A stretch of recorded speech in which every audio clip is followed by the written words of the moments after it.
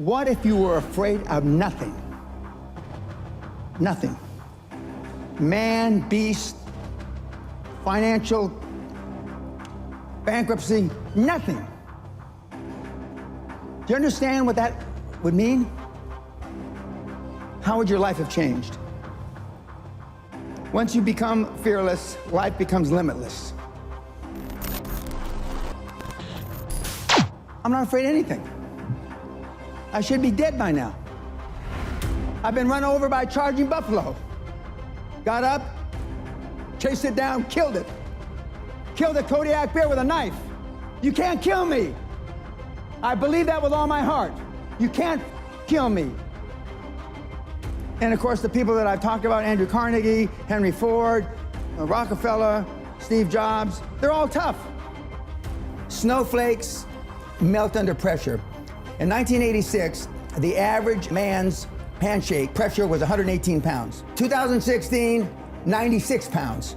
Testosterone levels in sperm counts tested 50 years ago, and today they're producing 60 to 70% the amount of testosterone levels in sperm counts as they did. We're dying out. They're deathly afraid of everything. Everybody's scared to death of what might happen, and so they want to come across as your friend. It's like my snowflake test. You know, the first question, paraphrasing it, what would you do if somebody spit in your wife's face? And the answers range from, well, I try to ascertain what kind of day he was having. And if he had a bad day, I try to be understanding. I'd be in prison for murder. I would beat the guy to death. Is that what we need today? Everybody? No, I'm not saying that's me though. Okay. But I am advocating that the guys act like they had a pair. There's never an easy time to make a hard decision. Never. But what you have to be able to do is pull the trigger, take action. And reading books and listening to podcasts is not taking action. It's just another form of procrastination. The main differentiation between the high-performance people is they believe in the extraordinary. Remember yesterday I said you're never going to exceed your highest and wildest expectation. For those of you that want to be a millionaire, you're never going to make 10 million. For those of you that want to be 10 million, you're never going to make 100 million. For those of you that want to make 100 million, you're never going to be a billionaire. Because psychologically, see, your subconscious doesn't know you're full of. Your subconscious starts to slow down. When you get, let's use the 100 million number, at 75, 79, 82, 89, 91, and then you're asleep at 96 million. And you may stumble over the goal at 100 million by accident. I have 3 regrets in life. 1, I'm a combat-trained Army officer who never saw combat. 2, the night before my mother died, I told her, God damn it, you're not gonna die, quit f***ing around. She's dead in the morning. And the 3rd, I didn't set my goals high enough. Jack Welch said it much better than I. There's no such thing as work-life balance. There are work-life choices, and you make them, and they have consequences. There are consequences that I didn't go to our daughter's sweet 16 birthday party. There are consequences. But are they greater than the consequences of you being dirt broke when you die? You ask yourself that.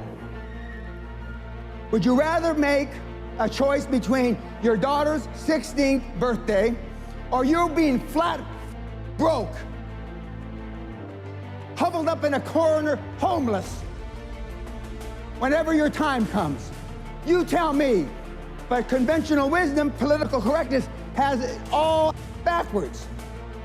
You're a bad person because you missed your birthday, right? You're a bad person because you celebrated Christmas in January, right? Horse. And the pundits that give you this horse are poor themselves. Next, you've got to get by your friends. Show me your friends and I'll show you your future, right? You're hanging out the pub, belching and farting. Those people that you're going to the sports bars, those are your friends. Then there's just general pessimists. Then there's your own guilt. Do I deserve to be wealthy beyond measure? Then there's fear, false expectations appearing real. And then there's this plain society that wants to hold you down. Strange times are these in which we live when the old and the young are taught falsehoods in school. And the person that does tell the truth is called a lunatic and a fool. But John Lennon said it a little differently. Being honest may not get you many friends, but it will always get you the right ones. And what I want you to do from this point forward, no matter if you hated what I said or the way I said it, is choose carefully the people that you associate with.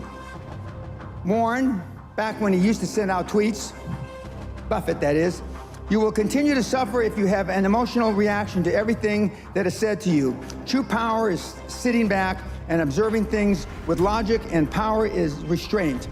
True power is restraint. If words control you, that means everyone else can control you. Breathe, let things pass. In my day, they used to say, sticks and stones can break your bones, but words can never hurt you. Now it's just the opposite. There are major universities in this country, on this planet, that have safe rooms, that have safe buildings, that if life becomes too stressful, you go to that building. If your adult child needs a safe space to avoid offensive words, you failed as a parent. Most of us care what other people say, and most people care what other people think. And if you can just reduce that emotional baggage just a little, you have no idea how much freer you're going to be and how much more you're going to accomplish in your life. Most people just have poor habits. And, I've had these same habits for about 50 years now. When I do feel wimpish, I just say, what's wrong with you, idiot? Come on. And I just go out and do it. And I know that if I hadn't built up these habits 20, 30 years ago, at age 70, I certainly wouldn't be doing this. I mean, good habits are hard to come by.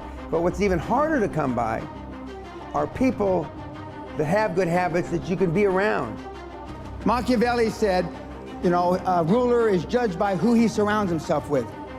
If I were to decide what kind of person you were by the people that you are closest to, what would I think of you?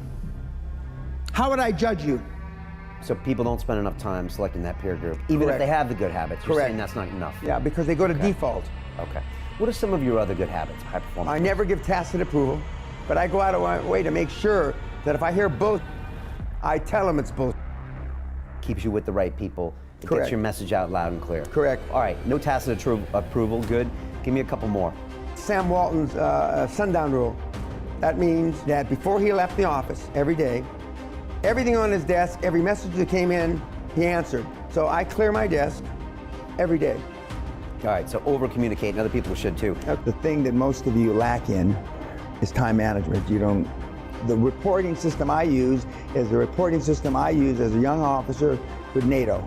And it's basically, what are you going to do? What are your goals for the day? What did you accomplish yesterday? And challenges. And then the following week, you didn't, when you say what you accomplished, if what you accomplished doesn't relate back to the goals you had set for the week, then there's a disconnect. Well, if you said you were going to do this on Monday, and then on the next week you didn't do it, didn't you do it on Monday, you didn't do it the whole week. And challenges come up, speed bumps, I call speed bumps. You broke your leg, you did this, you did that, now to me, those aren't speed bumps, When I showed up for my meeting with Klaus Kleinfeld in a wheelchair with a drip, well, I was almost dead 3 days before. I mean, that's commitment. Kids are not programmed for success, but once in a while there are kids that are programmed. That's little Tiger Woods when he's 3 years old on television, showing him how to hit a golf ball. The Williams sisters were programmed for success since they were little. I was programmed by accident. What have you done to program your children for success?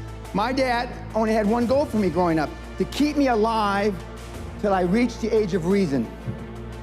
So my mother spent her whole life trying to make me what she wasn't. Can you say the same for you, your parents, your children? No. So I'm not here by accident. And yet I still push the envelope. I believe with all my heart, you were meant to achieve. I believe, and this is the only religious thing I'm going to say, is I believe whoever the put us here, however the we got here, we were put here to be all we can be, not a fraction.